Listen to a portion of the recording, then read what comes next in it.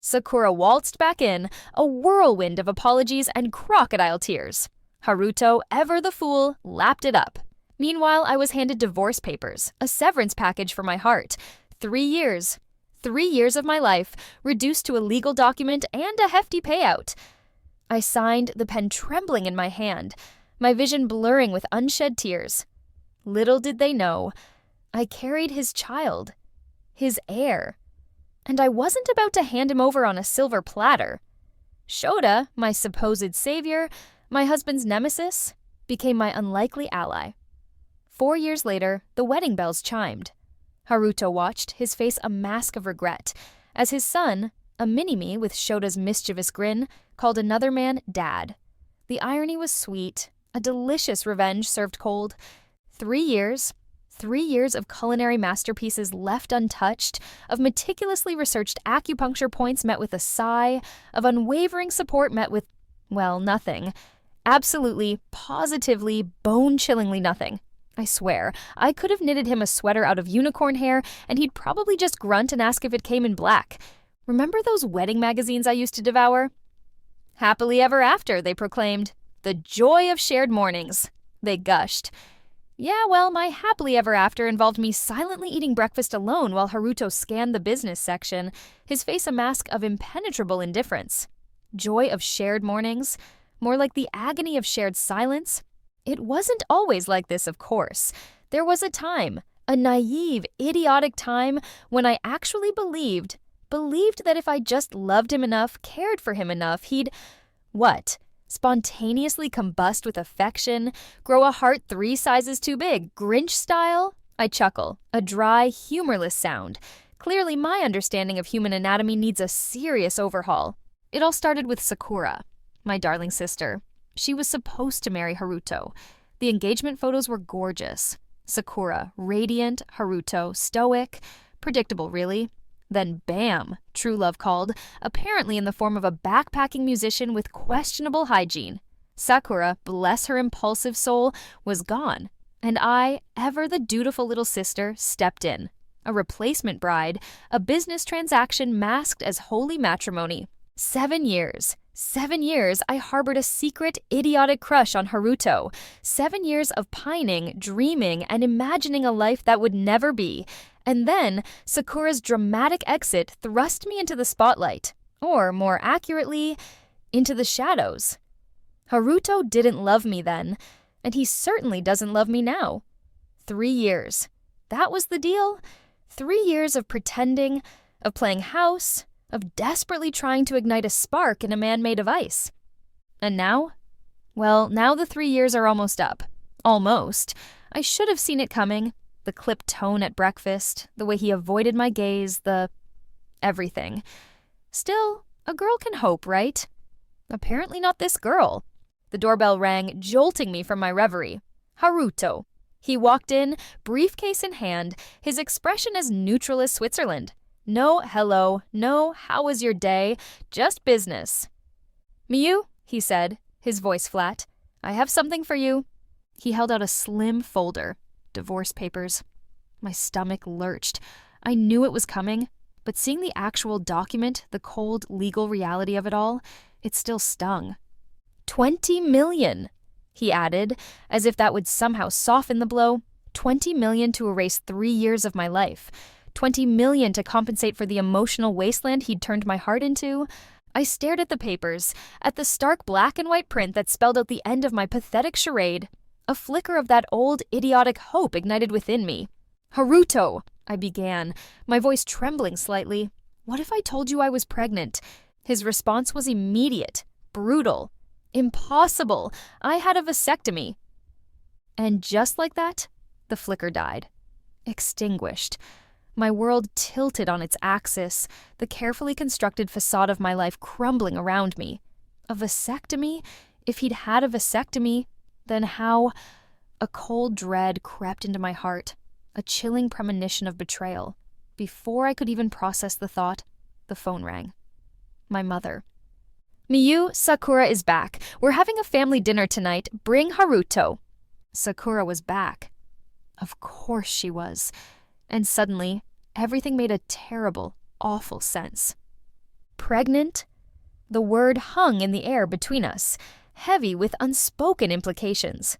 It was a desperate gamble, a last-ditch effort to claw back some semblance of something. Love?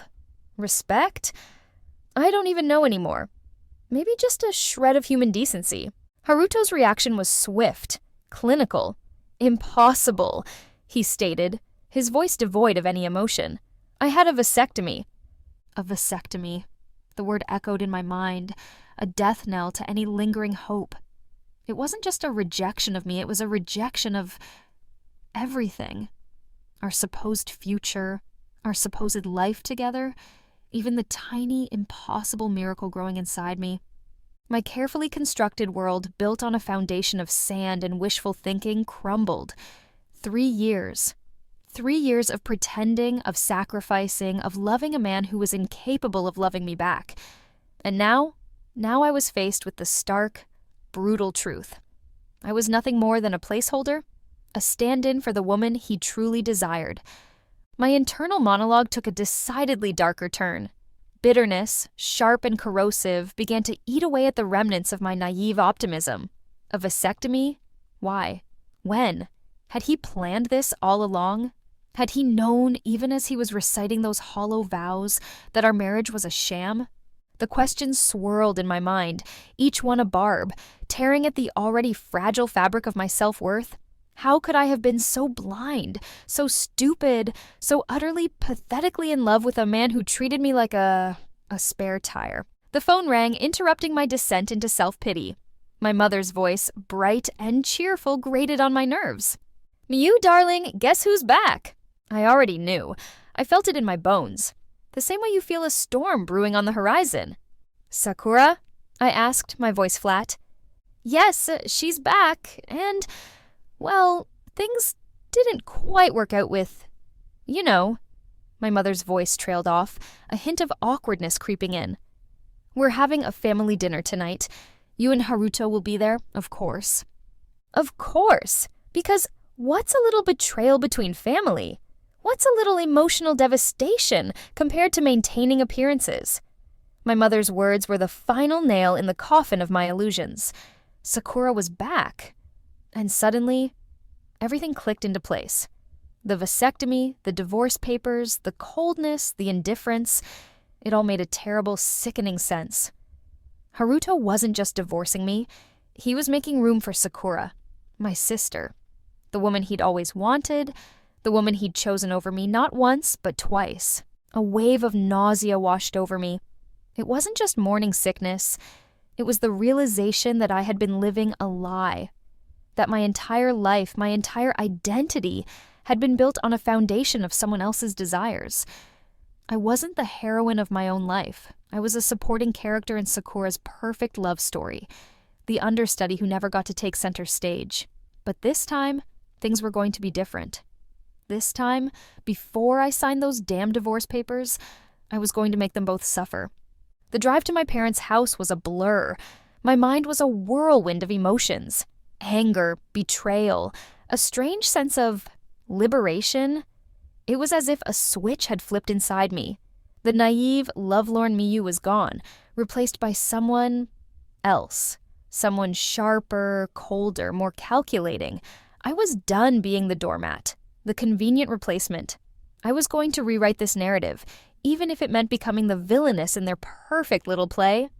As I walked through the door, the familiar scent of my mother's cooking hit me.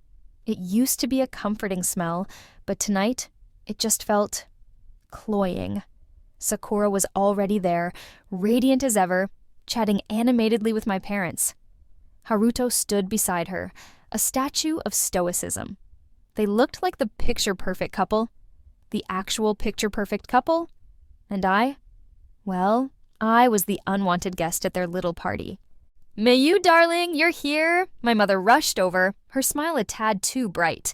"Sakura was just telling us about her travels." "Oh, really?" I said, my voice dripping with saccharine sweetness. "How fascinating! Do tell me all about it, Sakura."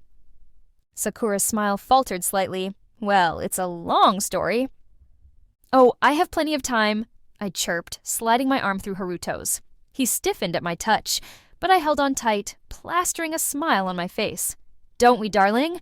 Haruto grunted in response, his eyes darting nervously towards Sakura. I could practically taste their discomfort. It was delicious. The dinner was a masterclass in awkwardness. I played the doting wife to the hilt, heaping food onto Haruto's plate, whispering affectionate nothings in his ear, all while keeping my eyes fixed on Sakura. She squirmed in her seat, her forced smile growing increasingly strained.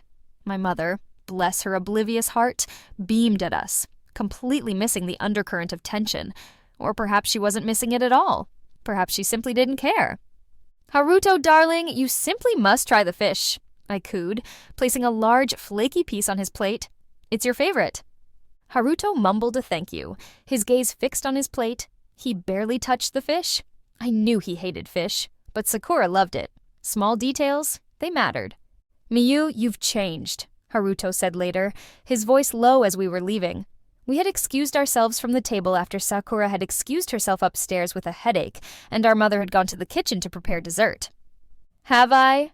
I replied, my smile cool. "I'm simply a devoted wife, darling. Isn't that what you always wanted?" He didn't answer. He didn't need to. I knew exactly what he wanted, and it wasn't me. As we drove home in strained silence, I replayed the evening in my mind. The way Sakura's smile had faltered, the way Haruto had squirmed, the way my mother had. Well, my mother had been my mother. And for the first time in a long time, I felt a flicker of satisfaction. It wasn't love, it certainly wasn't happiness. It was something darker, something sharper. It was the beginning of my transformation. I was no longer the naive, heartbroken girl. I was something else entirely. I was the villainess, and I was just getting started. The silence in the car was deafening. Haruto gripped the steering wheel, his knuckles white, his jaw clenched. I, on the other hand, was perfectly content to stare out the window, humming a cheerful tune. Let him stew, let him wonder. Let him realize, slowly and painfully, that the game had changed. The moment we stepped into the house, the dam broke. "What was that?" Haruto growled, his voice low and dangerous. "What was what, darling?" I replied innocently, slipping off my shoes. That charade back there, the clinging, the whispering, He sputtered, unable to find the words. "Oh, that," I said, my voice light. "I was just being a good wife. Isn't that what you wanted?" "Don't play coy with me, Miyu," he snarled. "You've changed. You're different." "Different?" I laughed, a sharp, brittle sound. "Yes, I suppose I am. 3 years of being ignored tends to have that effect on a person." He opened his mouth to retort, then closed it again, his face a mask of frustration. I could practically see the gears turning in his head, trying to make sense of my sudden transformation. Good. Let him struggle. Let him realize that he no longer had the upper hand. The next morning, I woke up with a newfound sense of purpose. No more catering to his every whim. No more tiptoeing around his moods. No more trying to win his affection. I was done. This was my life now, and I was going to live it on my own terms. I skipped the elaborate breakfast I usually prepared for him, opting for a simple bowl of cereal instead. He walked into the kitchen, his face etched with surprise. "Where's breakfast?" he asked, his voice laced with annoyance. "In the cupboard," I replied, not bothering to look up from my book. "You didn't make anything?" "I'm pregnant, Haruto," I said, my voice flat. "Not your personal chef." He stared at me, his expression a mixture of disbelief and anger. I met his gaze, unflinching. This was the new Miyu, the Miyu who wouldn't back down, who wouldn't be silenced, who wouldn't be ignored. The days that followed were a strange mix of tension and liberation. I ignored his phone calls, slept in late, and spent my days reading, shopping, and indulging in all the things I had denied myself for the past 3 years. I was reclaiming my life, piece by piece. My internal monologue was a constant stream of strategic planning. I was no longer driven by love, but by a cold, hard desire for revenge. I wanted them to hurt. I wanted them to see what they had thrown away. I wanted them to regret the day they ever met Miyu, the replacement bride. One evening as I was scrolling through my phone, a message popped up. It was from Sakura. a picture of her and Haruto enjoying a spicy hot pot dinner. The caption read, "Oops, sent to the wrong person." I stared at the picture, a slow smile spreading across my face. Spicy hot pot. Haruto hated spicy food, but Sakura loved it. And suddenly, I knew exactly what I had to do. Sakura's little oops moment? Yeah, right. As if I'd believe that was an accident. My dear sister has always been a master manipulator, even back in our pigtail days. This was just another performance in her ongoing drama, a carefully staged scene designed to elicit a reaction. And oh, did it get a reaction? Spicy hot pot. The irony wasn't lost on me. Haruto, with his delicate palate and aversion to anything remotely spicy, sweating over a bubbling cauldron of chili peppers, it was a testament to his desperation, his eagerness to please the woman he truly desired. He was bending over backwards, literally and figuratively, to fit into Sakura's world, while I, the woman who had spent 3 years trying to cater to his every whim, was left with nothing but a bland, empty plate. The news of his hospitalization came as no surprise. Stomach ulcer. Serves him right, I thought, a flicker of dark satisfaction dancing in my heart.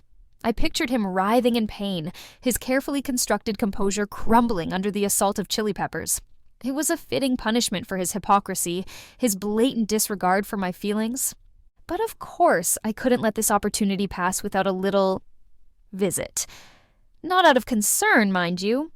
No, this was purely for my own amusement. I arrived at the hospital, a container of leftover porridge in hand. The irony was delicious. "Haruto, darling," I chirped, entering his room with a bright smile. "I brought you something to eat. Wouldn't want it to go to waste." He glared at me, his face pale and drawn. "What is that?" "Porridge," I replied, popping open the container. "It's good for your stomach, bland, but effective." "Get out," he growled, his voice weak but filled with venom. "Oh, come now, Haruto," I said, taking a seat beside his bed. "Don't be like that. I went to all the trouble of—" "Get out," he roared, his voice cracking with frustration. I shrugged, unfazed by his outburst. "Suit yourself," I said, getting up. "I'll just leave this here in case you change your mind." I placed the porridge on his bedside table, a silent reminder of his folly. As I walked out of the room, I couldn't help but smile. He was suffering, and I was detached, indifferent. It was a strange, liberating feeling. I was no longer the heartbroken wife, clinging to the remnants of a shattered dream. I was an observer, watching the drama unfold from a safe distance, and it was surprisingly entertaining. The sterile scent of antiseptic filled my nostrils as I sat in the clinic's waiting room. Abortion.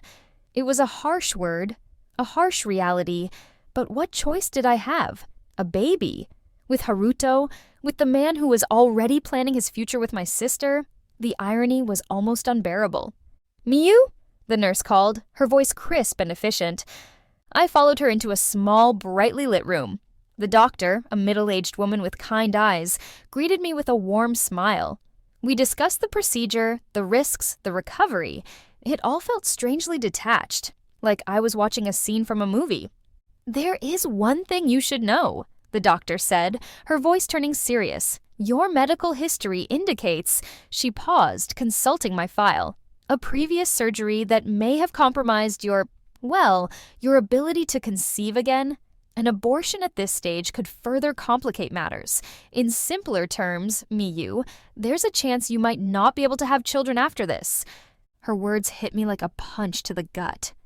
Infertile? Me? The woman who had always dreamed of a big family, a house filled with laughter and sticky fingerprints? It was a cruel twist of fate, a final blow in a long line of betrayals. That night, I dreamt.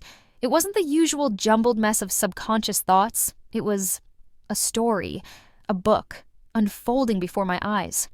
I saw Haruto, the male lead, handsome and successful. I saw Sakura, the female lead, beautiful and tragic.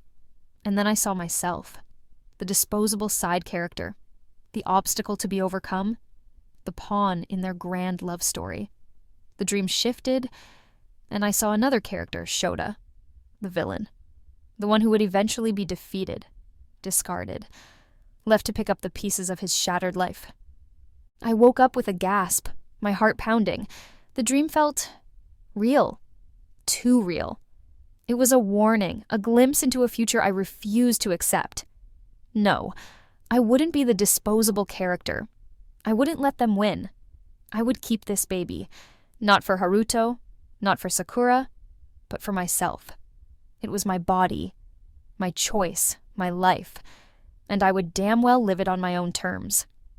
As I left the clinic, a familiar figure emerged from the shadows. Shota. His grin was wide, his eyes sparkling with mischief. "Miyu?" he said, his voice a low purr. "Fancy meeting you here. Don't tell me you're—" He trailed off, his eyebrows raised suggestively. "Don't be ridiculous," I snapped, my cheeks flushing. "It's none of your business." "Oh, but it is," he countered, stepping closer. "Everything about you is my business, Miyu. Always has been." His words hung in the air, heavy with unspoken meaning. I stared at him, my heart pounding. There was something about Shota, something dangerous and alluring. He was everything Haruto wasn't. Playful, unpredictable, and undeniably interested in me. "You're impossible," I muttered, turning to leave. "And you're irresistible," he shot back, his grin widening. "Just admit it, Miyu. You're starting to like me." I didn't answer. I couldn't. But as I walked away, I felt his gaze burning into my back, a promise of complications to come. Talk about a cliché. One minute I'm striding down the street, fuming about Shota's audacity. The next I'm tumbling down a flight of stairs, my ankle twisting beneath me. It was like something out of a bad rom-com, except instead of landing in the arms of my charming prince, I ended up sprawled on the pavement, my dignity in tatters. "Miyu?" Shota materialized beside me, his face etched with concern. "Are you all right?" "Just peachy," I muttered, trying to ignore the throbbing pain in my ankle, aside from the fact that I think I just broke my leg. He scooped me up into his arms, ignoring my protests. "Don't be ridiculous," he said, his voice surprisingly gentle. "It's just a sprain, but we should get it checked out, just in case." And that's how I ended up in the hospital again. This time, however, the sterile environment felt less oppressive, the antiseptic smell less suffocating. Perhaps it was Shota's presence, his playful banter and genuine concern that softened the edges of the clinical setting. Or maybe it was the painkillers. I woke up to the sound of raised voices. Haruto and Shota locked in a heated argument. "What the hell do you think you're doing here?" Haruto snarled, his eyes blazing with fury. "Taking care of Miyu," Shota replied calmly, his gaze fixed on me. "Something you clearly failed to do." "She's my wife!" "Not for much longer," Shota countered, his smile widening. "And besides, she seems to prefer my company." "Miyu?" Haruto turned to me, his voice softening. "Are you all right? Does your ankle hurt?" I blinked, momentarily stunned by the sudden shift in his demeanor. Concern? From Haruto? It was almost unsettling. "I'm fine," I mumbled, trying to ignore the flutter in my stomach at Shota's possessive gaze. "You shouldn't be with him, Miyu," Haruto pleaded. "He's not good for you." "And you are?" I retorted, my voice laced with sarcasm. "The man who's divorcing me to be with my sister? The man who couldn't even be bothered to tell me he had a vasectomy?" Haruto flinched, his face paling. That's not how it is." "Oh, really?" I scoffed. "Then enlighten me, Haruto. What exactly is it about—" He opened his mouth to speak, then closed it again, defeated. Shota chuckled, his eyes gleaming with amusement. "Don't bother Haruto," he said, his voice smooth as silk. "She's made up her mind.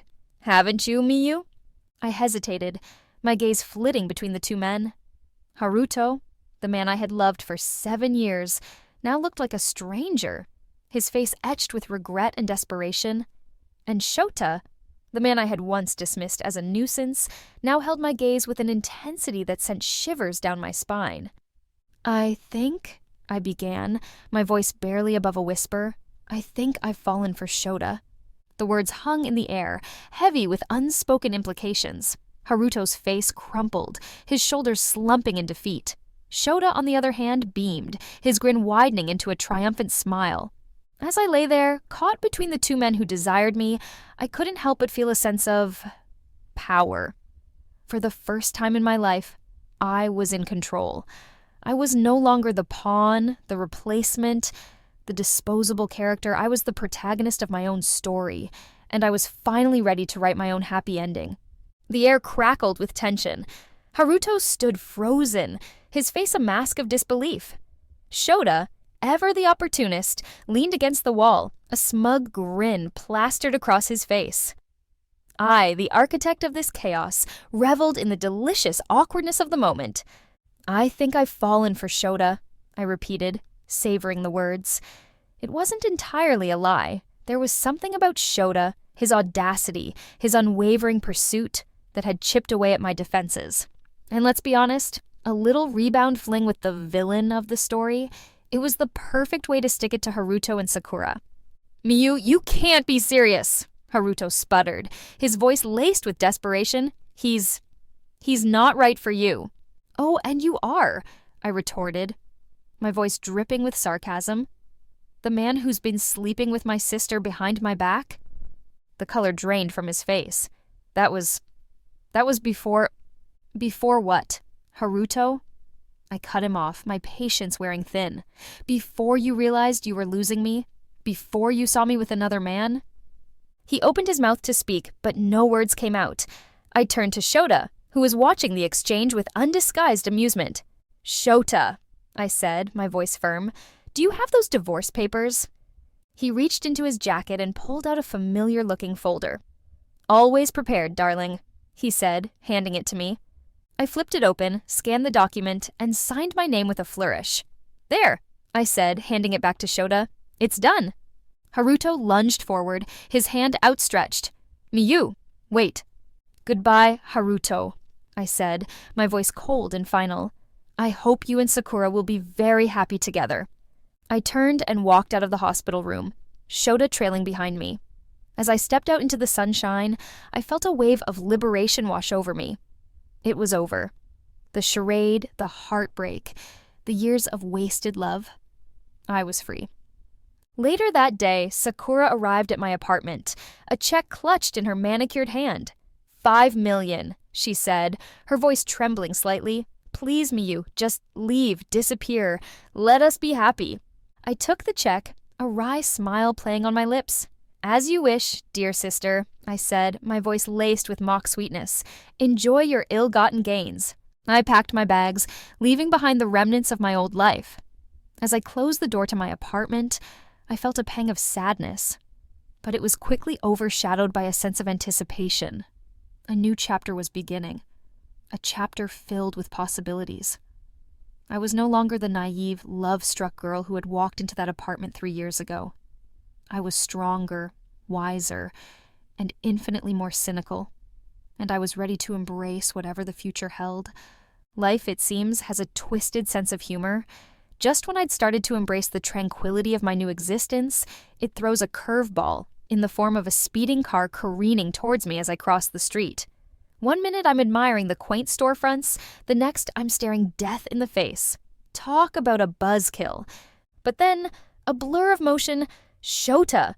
He shoved me out of the way, a split-second decision that sent him flying instead. The screech of tires, the sickening thud of impact, the horrified gasps of onlookers. It all happened in a flash. And then, silence. I scrambled to my feet, my heart pounding in my chest. "Shota!" I screamed, rushing towards his crumpled form. He lay on the asphalt, his eyes closed, blood trickling from a gash on his forehead.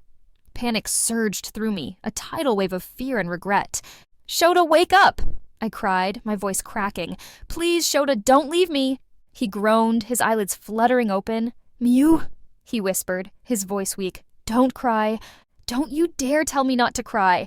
I sobbed, tears streaming down my face. "You idiot. Why did you do that?"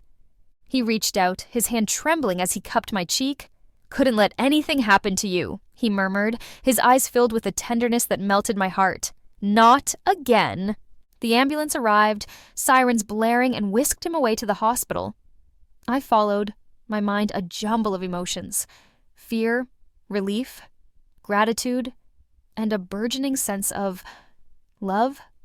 It was a terrifying realization, a forbidden emotion that threatened to shatter the carefully constructed walls around my heart. The hours that followed were a blur of anxious waiting, punctuated by updates from the doctors. Broken leg, concussion, minor internal bleeding. He would be okay. Relief washed over me, followed by a wave of exhaustion. I stayed by his bedside, watching him sleep. His face, usually so vibrant and mischievous, was pale and drawn. But even in his weakened state, there was a strength in his features, a determination that resonated with me.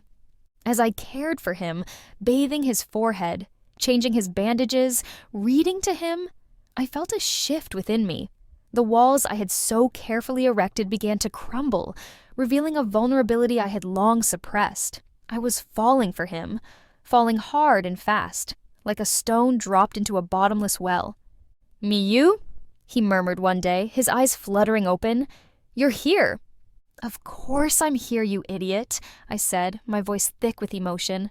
"Where else would I be?" He smiled, a weak but genuine smile that lit up his face. I thought I'd lost you again." "You'll never lose me, Shota," I whispered, taking his hand in mine. "Not again." He squeezed my hand, his eyes filled with a love so profound, so unwavering that it took my breath away. In that moment, I knew. I knew that I loved him, that I had always loved him, perhaps even in another life. And as I leaned down and kissed his lips, I felt a sense of peace, a sense of belonging that I had never known before. Just when I thought things couldn't get any more dramatic, Haruto waltzes back into my life, looking like a lovesick puppy who'd lost his favorite chew toy. Apparently, his grand reunion with Sakura hadn't exactly been a fairy tale ending. Who knew? "Miyu," he began, his voice hoarse with emotion. "I need to talk to you." We were in the hospital cafeteria, a sterile, brightly lit space that felt strangely appropriate for this awkward encounter. Shota was asleep, thankfully, giving me a brief respite from the emotional roller coaster that was my life. "What is there to talk about, Haruto?" I asked, my voice flat. I wasn't angry anymore, just tired of the drama, tired of the lies, tired of the constant emotional tug of war. "I made a mistake," he said, his eyes pleading. "I was a fool. I let her manipulate me. And now you realize you want me back." I scoffed, raising an eyebrow. "How convenient." "Miyu, please," he begged, reaching for my hand. I pulled away, my gaze hardening. "Don't insult me, Haruto," I said, my voice laced with steel. "I'm not your second choice. I'm not your consolation prize. I'm not your fallback option when things don't go your way." "But I love you, Miyu," he insisted, his voice cracking. "I realize that now. I never stopped loving you." I stared at him, my heart aching with a mixture of sadness and pity. He really believed it, didn't he? He really thought that after everything, the betrayal, the lies, the blatant disregard for my feelings, he could just waltz back in and declare his love, and I would fall at his feet, grateful for the scraps of affection he was offering. "You don't love me, Haruto," I said, my voice gentle but firm. "You love the idea of me. You love the comfortable, convenient life we had. You love the fact that I was always there for you, no matter what. But you don't love me, the person. You never did." He opened his mouth to protest, but I cut him off. "It's over, Haruto. Accept it. Move on. Find someone who appreciates you for who you are, not for what you can offer them." He looked at me, his eyes filled with a pain that mirrored my own. And in that moment, I realized something profound. I wasn't the same naive girl who had yearned for his love, who had sacrificed her own happiness for his. I had grown. I had evolved. I had learned to love myself. And that, I realized, was the greatest love of all. As I walked away from him, I felt a sense of closure, a sense of peace. The past was finally behind me. I had a new life now, a new love, a new future, and I was ready to embrace it with open arms and a heart full of hope. Life with Shota was unexpected. Not bad unexpected, just different. He was a whirlwind of energy and chaos, a stark contrast to the quiet predictability of my life with Haruto. But beneath the playful teasing and the mischievous grin, there was a depth, a sincerity that I had never encountered before. He embraced my pregnancy with an enthusiasm that bordered on comical. He fussed over me, read parenting books, and even attempted to knit a tiny pair of booties, with disastrous results, I might add. He never once questioned the paternity of the child, his love for me extending unconditionally to the little life growing inside me.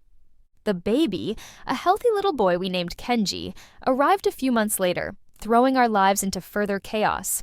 Shota, bless his clumsy heart, proved to be a surprisingly adept father. He changed diapers, sang lullabies, and built elaborate pillow forts with an enthusiasm that rivaled Kenji's own. As the years passed, our love deepened, evolving from a whirlwind romance into a comfortable, enduring partnership. We navigated the challenges of parenthood with laughter and patience, our bond strengthened by the shared joys and struggles of raising our son. And then, one sunny afternoon, Shota proposed. It wasn't a grand theatrical gesture, just a simple question, asked with a sincerity that brought tears to my eyes. "Marry me, Miyu," he said, his voice husky with emotion. "Let's make this official." The wedding was a small, intimate affair held in the garden behind my flower shop. Friends, family, and the scent of blooming roses filled the air, creating a sense of warmth and celebration. As I stood at the altar, my hand in Shota's, I felt a sense of completeness I had never known before. And then I saw him. Haruto, standing at the back of the crowd, his face etched with a mixture of sadness and regret. Beside him stood a little boy, a miniature version of Haruto, his eyes wide with curiosity. As the ceremony ended, Haruto approached us, his gaze fixed on Kenji. He knelt down, offering Kenji a piece of candy. Kenji looked at him, his brow furrowed in confusion. "Mommy said not to take things from strangers," he said, his voice clear and firm. Haruto's face crumpled, his eyes reddening with unshed tears. I watched him, my heart filled with a strange mix of pity and satisfaction. He had made his choice, and now he had to live with the consequences. I turned to Shota, my smile radiant. "Let's go, darling," I said, taking his hand. "We have a life to live." As we walked away, hand in hand, I glanced back at Haruto one last time. He stood there, frozen in place, a solitary figure in a sea of happiness. And in that moment, I knew that I had finally broken free from the past. I had found my own happiness, my own love, my own family, and I would never let it go.